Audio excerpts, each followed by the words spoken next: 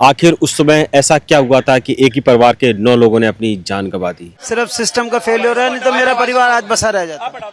कैसे एक घर कुछ ही मिनटों में मौत का जाल बन गया। जो फायर ब्रिगेड की गाड़ी आई थी उसका ये हाइड्रोलिक वाला खुला ही नहीं, अगर खुल गया होता तो शायद हम बचा लेते। आखिर उस समय ऐसा क्या हुआ था?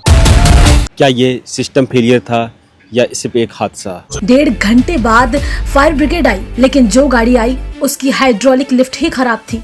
कब तक इस नाकारा सिस्टम की वजह से आम आदमी की जान जाती रहेगी? बकायदा बोल रहे थे वो हमें बचाओ, आवाजें मार रहे थे लोगों को हेल्प करने। क्या आम आदमी की मौत की कोई कीमत नहीं है?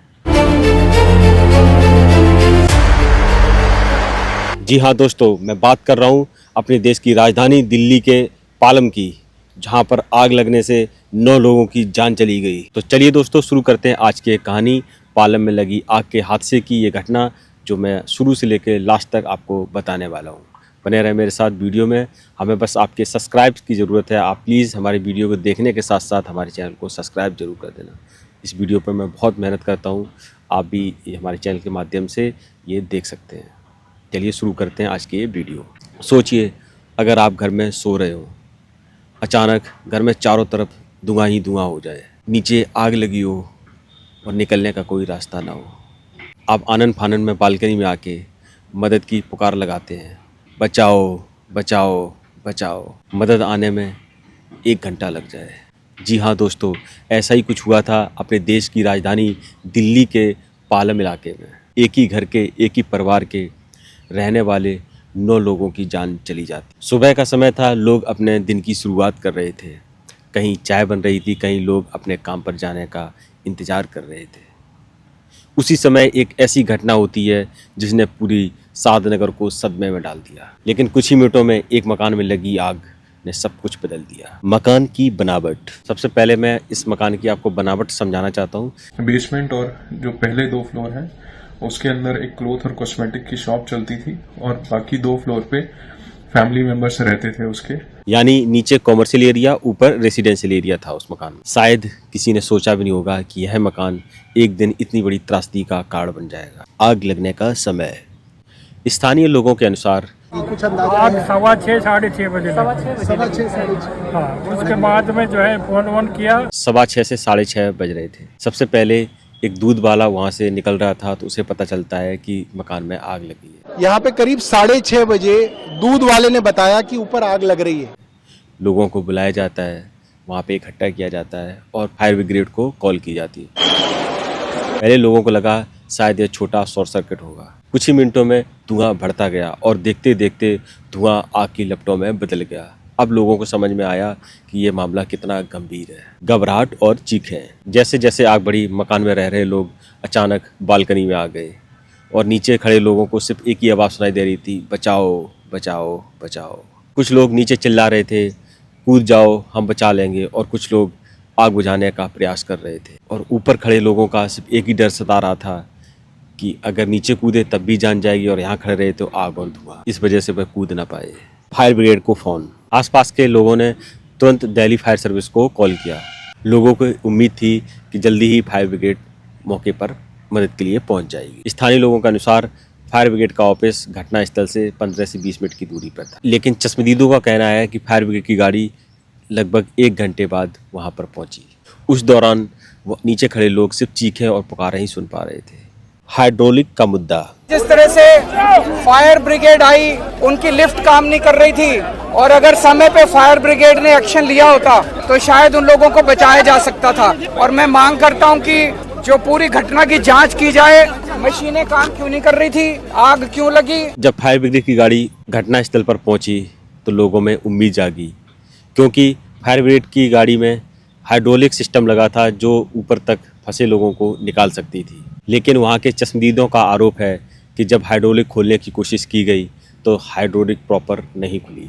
नीचे खड़े लोग बेचैन थे, ऊपर फंसे लोग अपनी जान बचाने की कोशिश कर रहे थे। पड़ोसियों और पुलिस की कोशिश। जब लोगों को लगा कि मदद आने में अभी देर लगेगी तो लोग फिर खुद कोशिश करने लगे। कुछ लोग बगल वाले मकान की छत पर चढ़ गए और दीवार तोड़कर अंदर जाने की कोशिश करने लगे। आप ये वीडियो में देख सकते हैं। लेकिन दीवार बहुत मजबूत थी, उसे तोड़ने में करीब 1 घंटा लग गया। जब तक पीछे से लोगों ने दीवार भी फोड़ी है। अच्छा। और घुसे भी एक दो आदमी, उन्होंने वो बताया भी एक दो को। इस बीच कुछ लोग पास के चौक से मजदूर भी लेकर आए ताकि दीवार जल्दी तोड़ी जा सके। उसने निकाला, जब तक दूसरी आई 1 घंटे बाद। 1 घंटे बाद। सचिन की कहानी। चश्मदीदों के अनुसार ऊपर से लगातार आवाज आ रही थी, बचाओ बचाओ। वह आवाज किसी और की नहीं, सचिन की थी। सचिन का बेटा जो कूदा है वो चिल्ला रहा था और उसी ने अपने बेटिया को नीचे फेंका है। जब आग और धुआं हद से ज्यादा बढ़ गया तो उन्होंने सबसे पहले अपनी छोटी बेटी को नीचे फेंका, जो कि हाइड्रोलिक की मशीन पे लगी, और उसके बाद उन्होंने खुद ऊपर से कूदने का फैसला किया। ये बहुत ही कठिन समय था। उस समय एक पिता के मन में सिर्फ एक ही ख्याल आया होगा, किसी तरह मेरी बेटी बच जाए। हमारे आने से पहले 2 लोग जो पहले जंप करके कूदे थे उनको भी पब्लिक द्वारा हॉस्पिटल भेजा गया है। अब भी हॉस्पिटल में उनका क्या सिचुएशन है वो भी बाद में पता चलेगा। अब इस घटना स्थल पर कुछ टीमें भी पहुंचती हैं, मैं आपको बता रहा हूँ। वहाँ पे पुलिस पहुंचती है, सिविल डिफेंस की टीम पहुंचती है और NDRF भी पहुंचती है। इसके बाद बड़े स्तर पर रेस्क्यू ऑपरेशन शुरू हुआ। कई घंटों की कोशिश के बाद आग पर काबू पाया गया। जब पहली फायर ब्रिगेड की गाड़ी आती है तो उसके हाइड्रोलिक प्रॉपर तरीके से काम नहीं कर रहे थे। उसके बाद जब दूसरी गाड़ी बुलाई जाती है वो 1 घंटा विलंब से आती है। फायर ब्रिगेड की जो हाइड्रोलिक लिफ्ट होती है वो खराब थी, वो खुली नहीं, और उसके बाद कुछ बच्चे वहीं पे जल के मर गए। कुछ जो हैं ऊपर से नीचे कूदे और उनको चोट आई है, वो अस्पताल में है। ये एक बहुत ही विचारणीय स्थिति है, हादसे की सच्चाई। लेकिन जब धुआं साफ हुआ और लोग अंदर पहुंचे, दिल्ली फायर सर्विस की तरफ से 9 कैजुअलिटी हम लोगों ने बाहर निकाली हैं, सभी हॉस्पिटल में भेजी हैं। कई घंटों की कोशिश के बाद आखिरकार आग पर काबू पाया गया। लेकिन जब धुआं छटा और रेस्क्यू टीम अंदर पहुंची तो मंजर सामने था, वह किसी को भी अंदर तक झकझोर देने वाला था। इस घर में रहने वाले राजेंद्र कश्यप के परिवार के 9 लोगों की मौत हो चुकी थी। बताया जाता है कि इस हादसे में परिवार की कई पीढ़ियां एक साथ खत्म हो गई। इनमें महिलाएं थीं, बच्चे थे और घर के काम करने वाले लोग भी थे। कुछ लोग तो उस सुबह अपने दिन की शुरुआत करने वाले थे, लेकिन किसे पता था कि वह सुबह उन लोगों की ज़िंदगी की आखिरी सुबह होगी। जरा सोचिए उस पिता पर क्या बीत रही होगी जो कुछ समय पहले अपने परिवार से बात कर रहा था, और जब घर में वापस लौटा तो वहाँ सिर्फ राख और धुआं था। उस परिवार के जो मुखिया थे राजेंद्र कश्यप जी, वो आखिर कैसे बच गए? कुछ लोगों का सवाल है, आखिर राजेंद्र कश्यप बच कैसे गए? असल में हादसे के समय राजेंद्र कश्यप घर पे थे ही नहीं। वे किसी काम से गोवा के पणजी गए हुए थे। जब पालम में आग लगी उस समय वे दिल्ली से बाहर थे, इसलिए वे इस हादसे से बच गए। लेकिन जब उन्हें खबर मिली तो उनका पूरा परिवार लगभग खत्म हो चुका था। बताया जाता है कि फ्लैट में बैठने से पहले उन्होंने परिवार के व्हाट्सएप ग्रुप में अपनी फ़ोटो भेजी थी। उन्हें बिल्कुल अंदाज़ा नहीं था कि कुछ ही घंटों में उनका परिवार इतनी बड़ी त्रासदी में ख़त्म हो जाएगा। अब परिवार से कौन कौन बचा उसकी मैं आपको लिस्ट बताता हूँ। इस हादसे में कुछ लोग सिर्फ इसलिए बच गए कि वो घर में मौजूद नहीं थे। इसमें शामिल बताए गए लोग: राजेंद्र कश्यप घर से बाहर थे, सुनील कश्यप काम से हिमाचल प्रदेश गए हुए थे, सुनील कश्यप की पत्नी और बच्चे घर से बाहर थे, प्रवेश कश्यप की पत्नी और बेटा भी उस समय घर में नहीं था। यानी अगर ये लोग भी उस घर में होते तो ये मरने वालों की संख्या और भी बढ़ सकती थी। ये वीडियो एक कहानी नहीं है, ये एक सवाल है उस प्रशासन और उस सरकार से कि आखिर कब तक मरते रहेंगे लोग इस सिस्टम की नाकामी की वजह से। सबसे पहला सवाल मेरा ये है सरकार से कि हाइड्रोलिक आखिर क्यों नहीं खुली?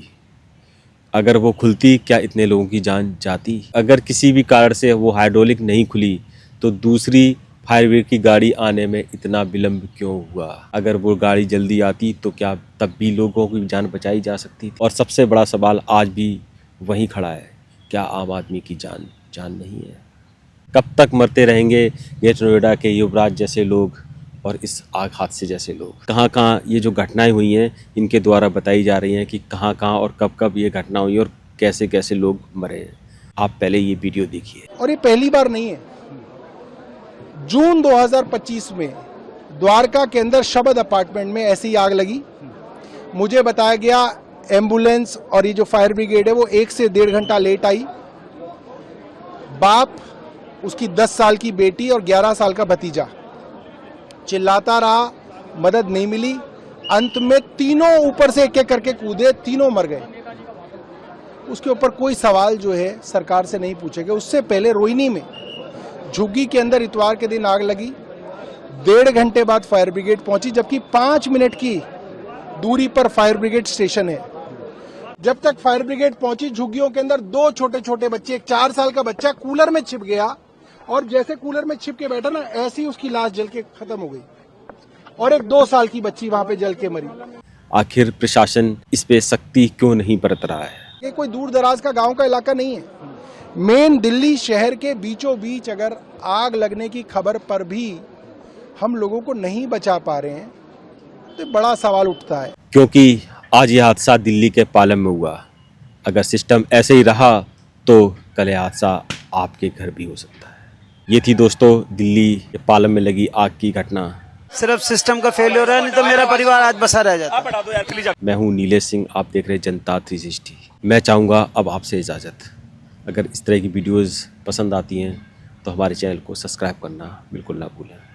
आप भले ही लाइक ना करें लेकिन सब्सक्राइब जरूर कर दें। धन्यवाद।